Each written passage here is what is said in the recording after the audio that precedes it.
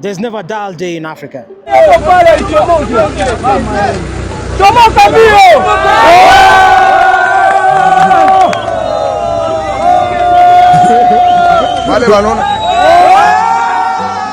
This image right here is the reason Donald Trump's cancellation of USAID to Africa and many other places should be a good thing. Listen to these numbers. This is all fraud. $520 million for a consultant on the environment in Africa. Why are you crying? It's not your government, it's not your country. No. He has no reason to give you anything. $2.5 million for inclusive democracies in South Africa. I could read this all day long. PEPFAR, which ensures 20 million people receive HIV treatment, worth $400 million in South Africa alone. Are concerned about the potential impact of the decision by the United States government to suspend some of its funding for HIV and TB programs in African countries for 90 days. This is a wake-up call for you to say, okay, what are we going to do to help ourselves?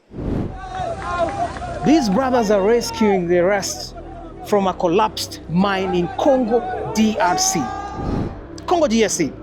Now, the reason you've got this in your hands is because of this stuff you're seeing right here. This is what these guys go through every other day. Collapsing mines, lives lost, the full drama. Never a dull day in Africa. But honestly, this is tragic. It's exploitative. So the world is riding on minerals from Congo, DRC. But yet, African leaders are still not getting their act together. 90% of that material comes from DRC Congo.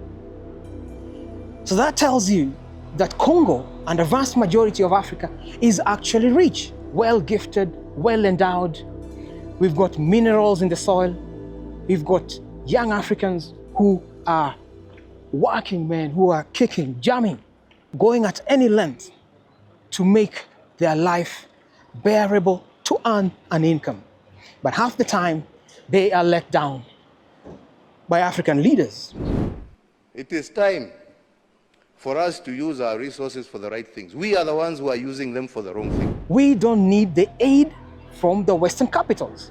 And if you look at what is happening in Congo, DRC, yet there's a narrative that Africa is poor. And the people who are perpetuating this narrative, sadly, are African leaders themselves. Should Africa carry on with aid from the West? No, we don't need the aid. We can work for ourselves. My brothers and sisters are working here. We can work for ourselves, man, you know? Thank you. Yeah, so we can work for ourselves. The difference is the leadership has failed to prioritize, has failed to utilize what they have, and instead parade themselves in China, parade themselves in America, lining up for aid. Where is our dignity, man? Where is our dignity these many years later? The author Dambisa Moyo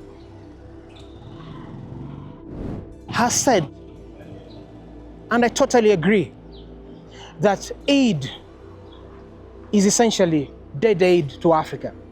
The reality is that the aid has led to manipulation of African leadership.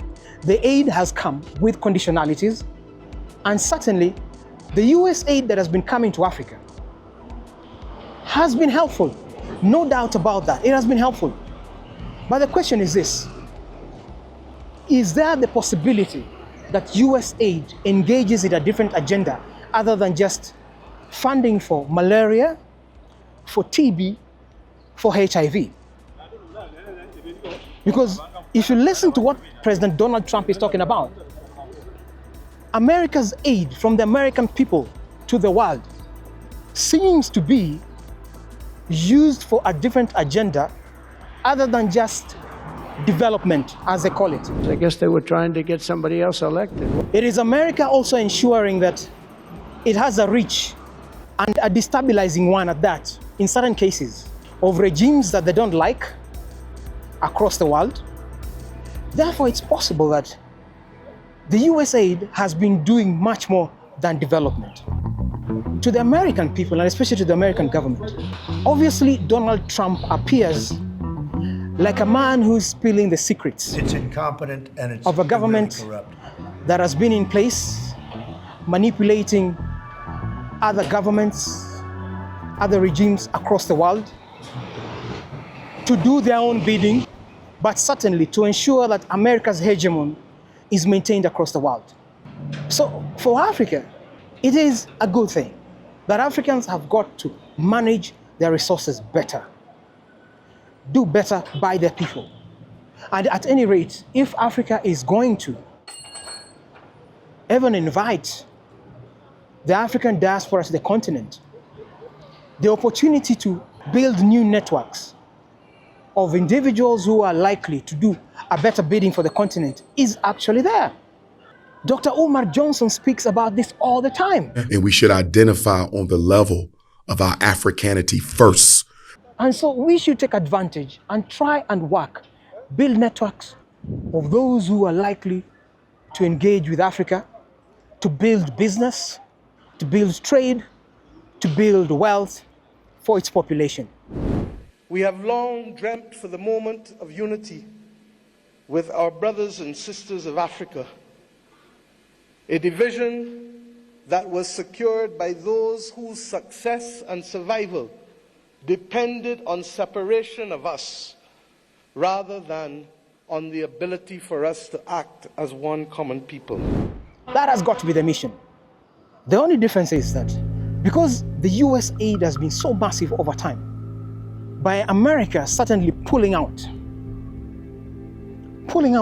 the aid and development projects in the continent of Africa, they are definitely creating a vacuum that China is likely to take advantage of.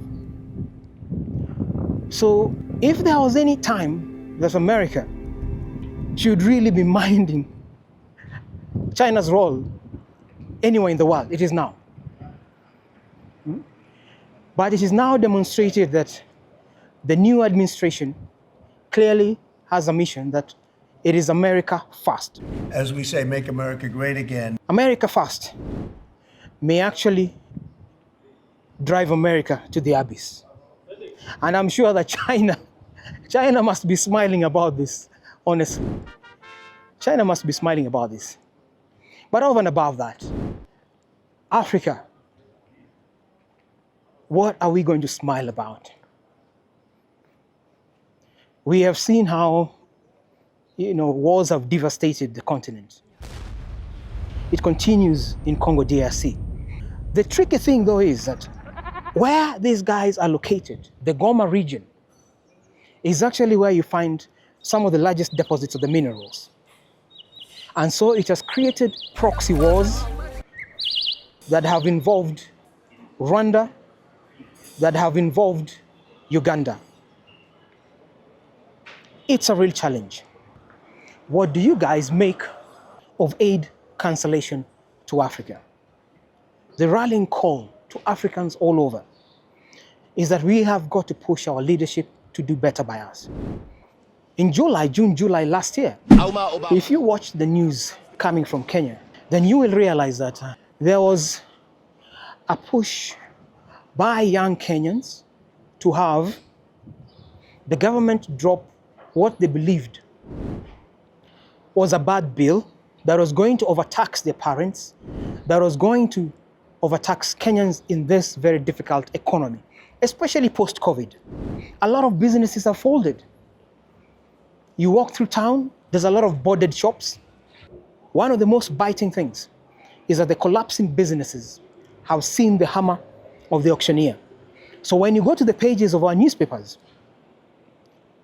one of the greatest or most lucrative pages there is that of the auctioneers selling off house merchandise, shut down businesses, towing cars, all these things. Yet, Africa can run the economy better to be able to accommodate its young, growing population, its energetic population, and certainly gifted population in sports, in medicine, in sciences, you name it. Africa is shining. Certainly Kenya is shining. We see as in athletics. We can honor our heroes who fought for independence, because certainly the hope was that we can be able to be self-sufficient, not crawl back under the cover of the former colonial rulers for aid for continuous development. The failure to do it by ourselves and getting funding that has certain conditions, the manipulation has continued. It makes it difficult to negotiate from a point of weakness. Yet, our leadership have continued to do that. So, let's get our act together, people. That is what Africa must do for itself. That is what Africa must do for its young population. We certainly cannot be going to the West with begging bowls. We deserve better than that. So many thanks if you believe we do. If you subscribe to this thinking, then subscribe to the channel, like and share. This is definitely Afrocentric in Nairobi. And we see you in the next one, man. I'm out.